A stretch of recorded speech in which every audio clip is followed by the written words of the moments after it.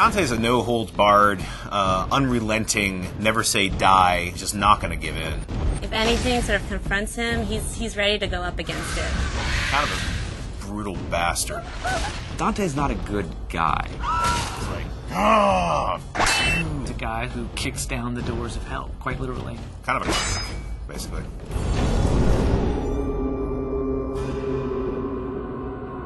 The thing about hell is it's hard to find someone who could stand up to all that. And that's really what the impetus to make our character as badass as he became. The poet, as he goes through hell, he's fainting, and Virgil picks him up and carries him over spots. And that's not a character that we could use for a hero. Real Dante was in Florence during the Civil War. He was more of a politician. We wanted something a little bit more, and so we made the bold choice to give him a past as a crusader. He's had a pretty tragic and, screwed up past. A lot of things in his past that haunt him. He's definitely not some straight sort of action hero. I like the fact that he's a little bit more human. I mean, obviously he's wielding this giant scythe that most of us couldn't lift, and I know because we built one for Comic-Con. So he's definitely, superhuman in that sense. But there are certainly moments in the game where he's not sure if he can go on. I think the story kind of demanded that he be a little bit more complex.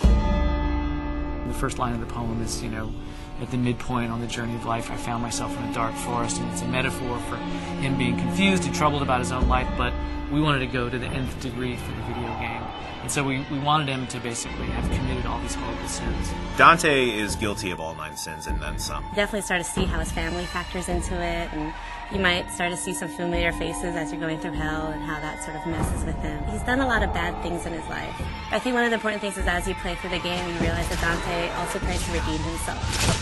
The tapestry on Dante's chest is basically this enormous symbol of guilt for him, summing up all the terrible deeds that he's done, or all the terrible moments and memories of his life. The tapestry represents Dante's realization that he needs to suffer for his sins, the same way that people have suffered by his hand. He's remembering things, but he's remembering horrible things, so we wanted them to be like nightmares, And we knew that we wanted a really cool mechanism for showing those kind of flashbacks in the game. He's literally wearing the sins of his past sewn into his chest, and he's the one who's sewn them in there. We unfold his past transgressions through a series of flashbacks.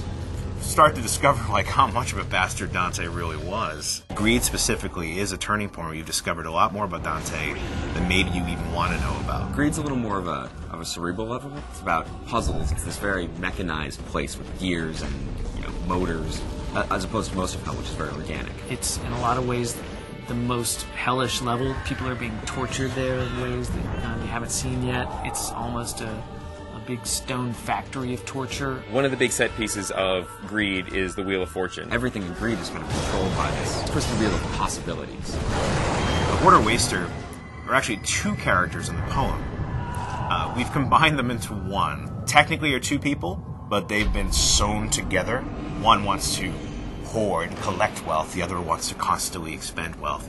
And they're stuck together for an eternity to sort it out amongst themselves. Greed is all about torture and teasing people with the allure of gold and ripping them apart as they reach for this. Totally different sort of environment. You got molten gold sort of dripping on the sides. It's a complex level, but it's pretty fun to go through. Greed's an interesting level because it's really kind of the beginning of Act 2 in a lot of ways. You're going to leave Greed behind, descend down into the 5th circle, and which is anger, and that's where the putrid swamp of the river Styx begins.